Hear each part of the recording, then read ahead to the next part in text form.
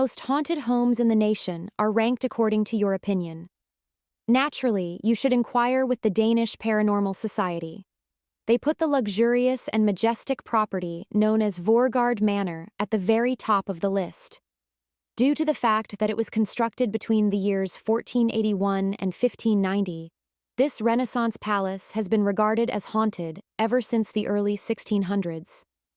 The spirit of Voergaard Manor is that of Ingeborg Skeel, who served as the lady of the house from the year 1578 until the year 1604, when she passed away. The massive sandstone gateway was a gift from Frederick II to Skeel, who had initially intended to use it at Frederiksborg Castle.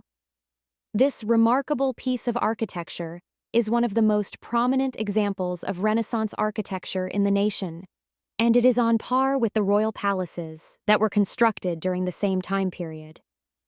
Skeel's mother, Karen Krabbe, received Voergaard Manor from Frederick II in the year 1578.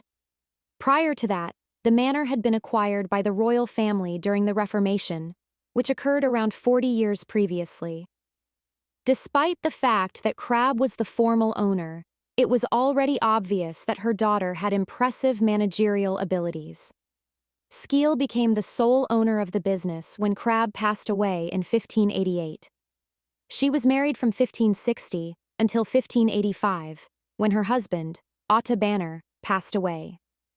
However, he seemed to be of little value to the matriarchal administration of Voergaard. He preferred to remain at neighboring Asdal, which he ruled as a vassal in accordance with the feudal system that existed during that time.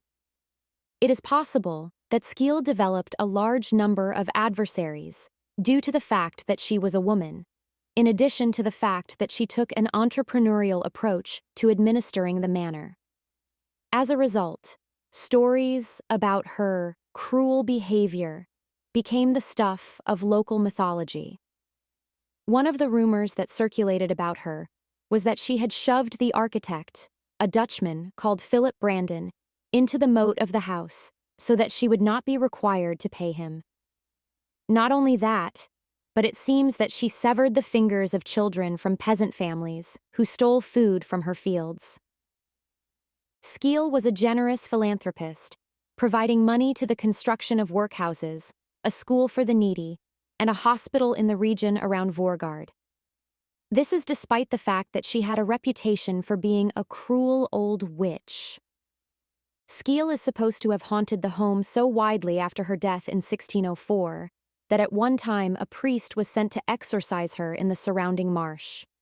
Skeel's death occurred in 1604. She continues to walk restlessly about the house's halls, blowing out candles and becoming especially irritated when the door to a corridor on the top level of the east wing is closed. However, it did not seem to be of much benefit, and she continues to do so. There is no longer any desire to exorcise Ms. Skeel, and in fact, her presence is now included as part of the advertising package for Voergaard Manor. Ole Senkbeck, who works at the estate, is quoted as saying, "I am delighted that she is present here. There are a lot of people that come to our place in the hopes of seeing her." Despite the fact that the mansion is now kept as a historical site that is available to the public, a great number of individuals inquire about the possibility of spending the night there in the goal of having their very own personal encounter with the paranormal presence. A few of them have been given authorization to carry out the action. However, Senkbeck asserts that he has personally seen the spirit of Skeel on a single occasion. After he had failed to turn off the lights in a hallway that was next to the banquet hall, he did not realize that a door was closed when it should not have been. This occurred on a night around 1 year ago. This is something that he credits to Skeel, who was indicating to him that he needed to turn off the light at that particular location. It is said that Skeel was a very careful owner of the manor during her lifetime, and her ghost is believed by many to be the building's defender. In fact, there are even myths that state that if she ever quits haunting the site, it will fall down. Despite the fact that she is the most well-known ghost associated with the home, Voergaard is not the only paranormal activity that is associated with it. In addition, the mansion houses the skin of a wild boar that was killed in the year 1700. According to the legend, the hide must never be taken from the location, else it will end up being consumed by fire.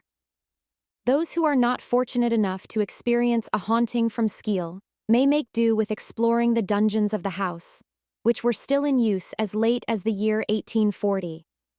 There are listening channels placed into the walls of the dungeons, and it seems that individuals may still hear the moaning of captives via these channels.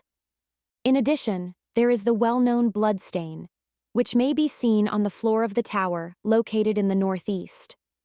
Although it had been neglected for a considerable amount of time, it reappeared in 1997, when varnish was removed from the area as part of a remodeling project, and it continues to be obstinately resistant to disappearing.